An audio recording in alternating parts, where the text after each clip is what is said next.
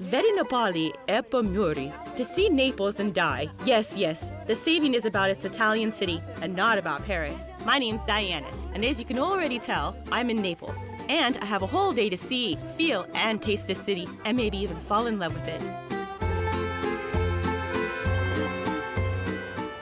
Naples is juicy, bright, and colorful. The capital of southern Italy. A city that won't leave you feeling indifferent. Neapolitans believe that the birth of their city began at Castel dell'Ovo, and so I've decided to start my journey right from this very spot. I think it's pretty symbolic. Castel dell'Ovo means the egg castle in English.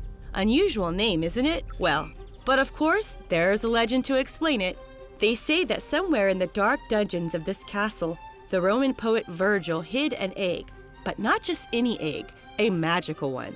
Neapolitans believe that as long as the egg stays intact, nothing will threaten their city. With such a fortress, you bet. During the Middle Ages, the castle provided solid defense from the side of the sea. Later, the fortress was turned into a prison. They say that at night you can hear the phantom prisoners groan and their chains clank. Well, I wouldn't take these rumors too seriously. The Neapolitans are quite superstitious. But I'll let you know what you should actually be afraid of in Naples. Not only will I tell you, but I'll show you too. In order to do this, let's go up to the observation deck. Do you see the mountain in the distance? It looks quite innocent, but looks can be deceiving.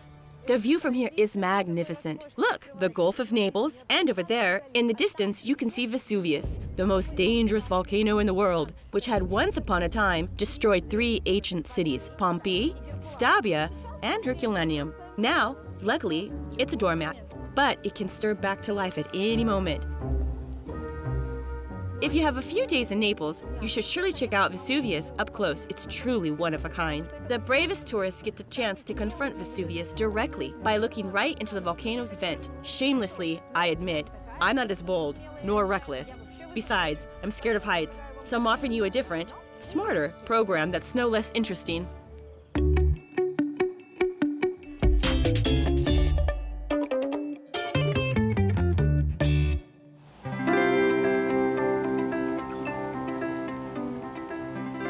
Uh-oh, the weather's turned a bit bad. I had to grab an umbrella. But these everyday inconveniences aren't going to stop me, because I really want to get to the heart of Naples. Piazza del...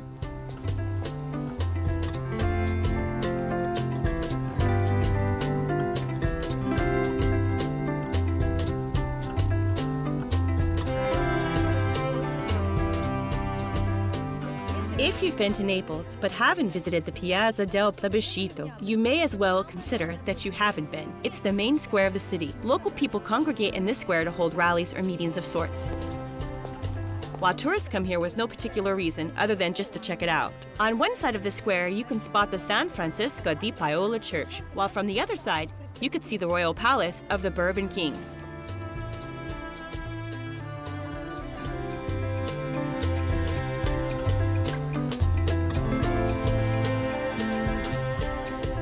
Oh, I'm so cold. I should head somewhere cozy to warm up over a cup of coffee.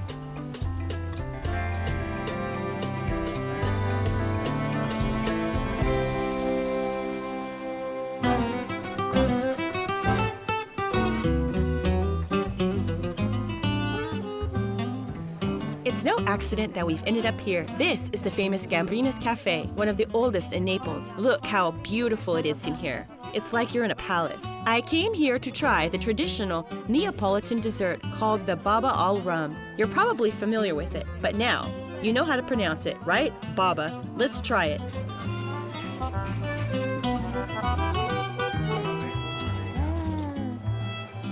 So soft, so juicy, absolutely delicious. In Naples, referring to baba al rum, they say the pastry made by the king, not for the king. Legend has it that this dessert was invented by the Polish king Stanislav, but later, an Italian pastry chef improved the recipe, substituting the rum from Madeira. In Russia, baba al rum is much richer and drier. Here, it's so juicy, drenched all the way through. So nice. The only thing to watch out for is getting drunk from a dessert by accident. Wow, what a treat. A truly royal one. And now the rain is over. Time for a walk.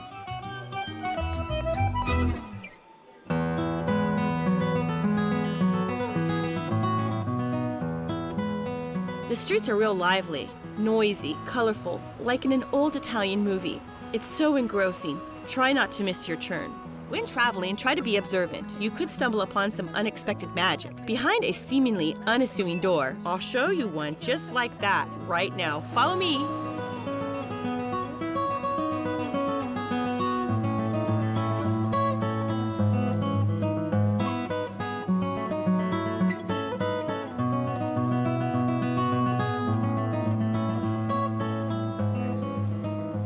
This is the Church of Pia Monte della Misericordia, which belongs to a charity fund established in the 17th century. The founders wanted to have a painting that shows all 7 acts of mercy. The brilliant Italian artist Caravaggio was commissioned to create this masterpiece. I adore Caravaggio. Sometimes they bring these works to Moscow, but you won't see the 7 acts of mercy anywhere but in Naples. The owners of the painting made an oath that it would never leave the walls of this church. Even making replicas of this painting is prohibited. Caravaggio is recognized as a master of dabbling with the effects of depicting light. Looking at this picture, you plunge right into this old Neapolitan street. The characters have this nearly divine depth and luminosity. It's touching. To tell you the truth, I don't want to leave this place. I could stay here till nighttime, but I can't waste any more time. Let's move on.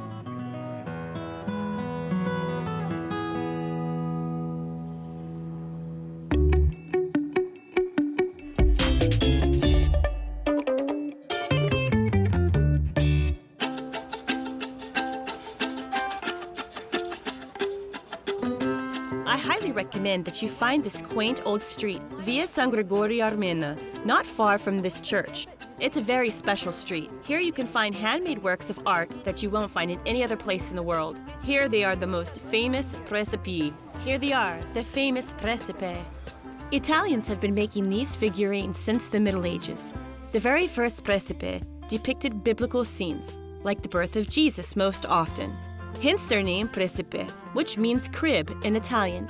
There are lots of workshops that make Precipe in the artisan street of San Gregorio Armeno. And we just got lucky enough to meet one of the best masters of the Precipe in Naples.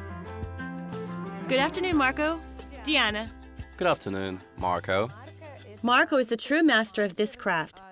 He creates these beautiful figurines like his family has been since 1836.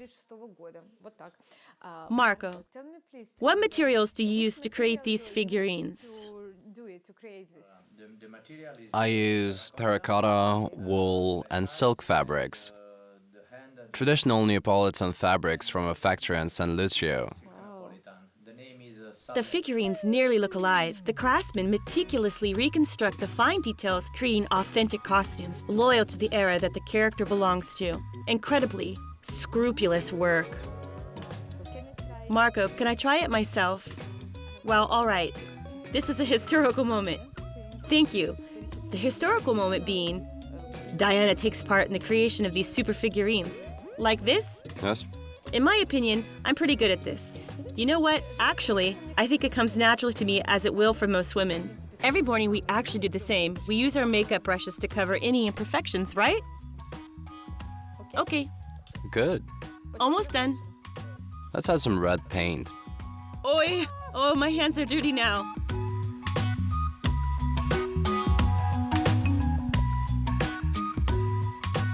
Well, of course, Precipe aren't cheap. The prices range from $48 up to $4,030. But what did you expect? They're handmade and of very fine quality. Figurines by Marco have been purchased by celebrities and even the Pope himself.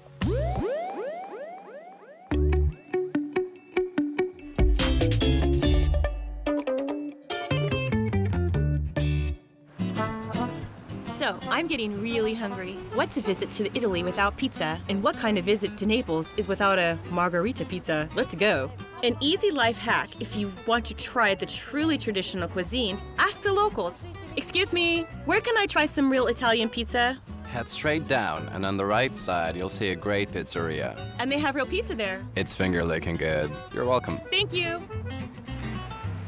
To visit Naples without trying their margherita pizza is truly a crime. Why? I'll tell you right now. According to a legend, sometime in the 19th century, King Umberto I and his wife Margherita wanted to try some pizza. At the time, only the poor ate pizza, but a monarch's desire is the law. The royal chef labored to please the king and queen, and so he prepared a pizza using the colors of the Italian flag: white mozzarella cheese, red tomatoes, and green basil. The queen really liked it. The pizza was named in her honor, Margherita. Now we have to try it.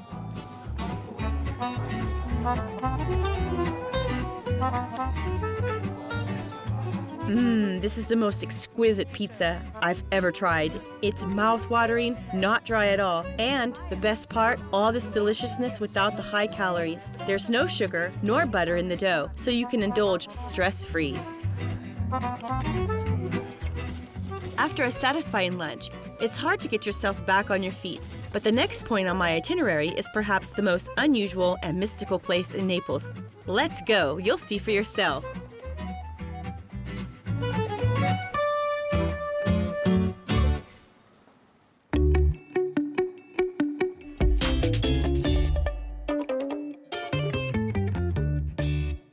I stumbled upon a part of this city by accident, but here they have the real treasure of Naples. This chapel used to house the tomb of the princely Sansevero family. But by the 18th century, the seventh heir to the surname Prince Raimondo di Sangra decided to turn the place into a masterpiece. Throughout his entire life, he collected beautiful works of art to cover the walls of this chapel. It's as if I'm in some kind of treasure chest of art. The walls and the ceilings are covered in paintings. It's so cozy too, and bright. But the most important gem is in the center of the chapel, the sculpture, Veiled Christ. The sculpture Veiled Christ was made by the sculptor Giuseppe San Martino. It seems nearly impossible that this thin, airy veil is made of marble. How can one possibly make that?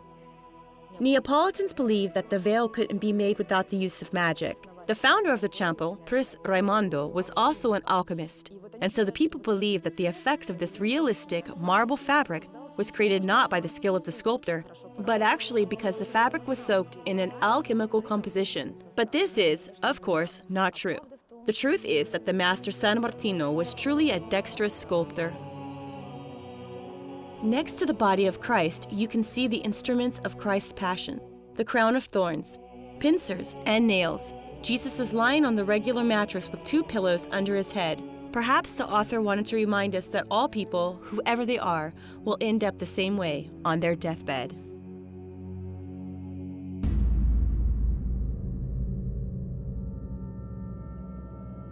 There's one more thing in this chapel that will shock you. I suggest heading down to the crypt. But be warned, this is not for the faint-hearted. Here, in 2 glass cases, are the mummified bodies of a man and a woman whose blood streams have been intact for 2 centuries. Unbelievable. These are the bodies of real people, Prince Raimondo's servants. The alchemist prince gave his servants some kind of magical potion to drink, and their blood turned to stone right in their veins. Some people claim these aren't real bodies, but dummies. Supposedly the vessels aren't real, but made out of some other durable material. But the real question is, how did Prince Sansevero happen to have such accurate intel on the cardiovascular system when living in the 18th century? That's the true mystery here. And here is Raimondo, or Prince Sansevero, or his portrait to put it more accurately. His portrait has since blackened and has become covered in stains. Rumor has it that it tarnished in that way because Raimondo sold his soul to the devil, like Dorian Gray.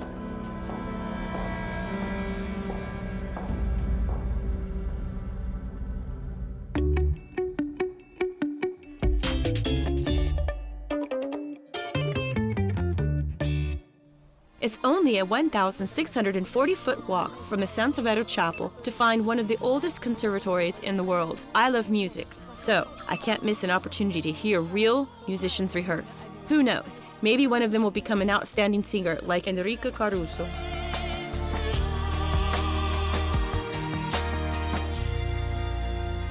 Guys, I have the rare opportunity to attend the rehearsal of an opera buffa. This is a classic Neapolitan comedic opera which originated here. Let's give it a listen.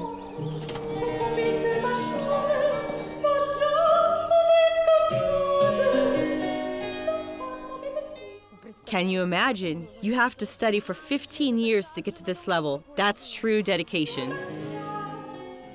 The Neapolitan School of Opera Singing is considered to be the best in the world. Only students with the most exceptional vocal skills are admitted into the conservatory. It's time for students to rehearse, and for me to go.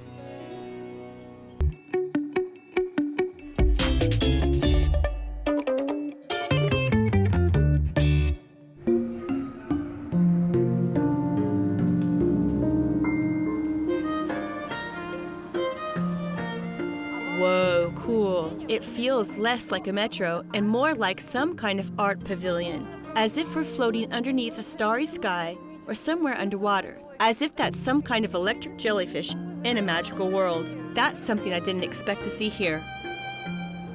The Toledo station is not only one of the most beautiful ones in the Neapolitan underground, but also one of the deepest. The escalators here go down 98.43 feet, and this is, by the way, the same height as an 11-story building.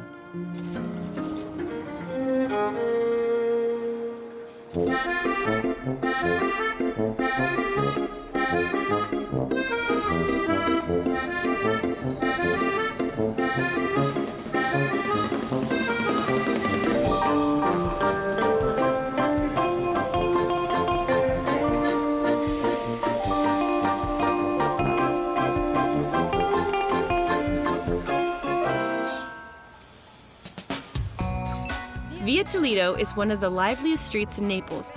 At least that's what Stenhall would say. Today, it's a street mostly for shopping. I suggest you come here for affordable finds. The street has lots of shops on both sides, but be careful. Not everything sold here is an actual Italian brand. You can easily be sold some mass-produced Chinese type thing. So beware of prices that are suspiciously low. I like the look of this little shop. Let's go! Everything's beautiful, elegant, stylish. I want to try on everything. All the clothing is made according to the latest fashion trends. And what's just as important is it's made of high-quality fabric. To the fitting room.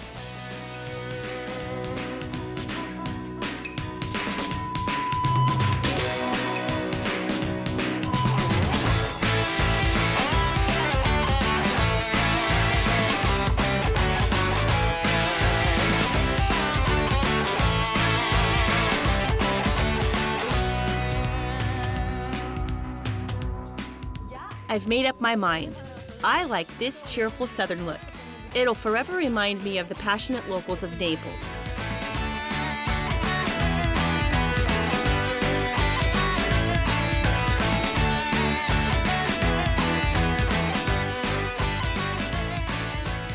These Italian brands aren't the most well-known, but for that very reason, even dearer to me, I like to collect things like this that you can't possibly find back home. You can only find this here in Naples, made exclusively in Italy.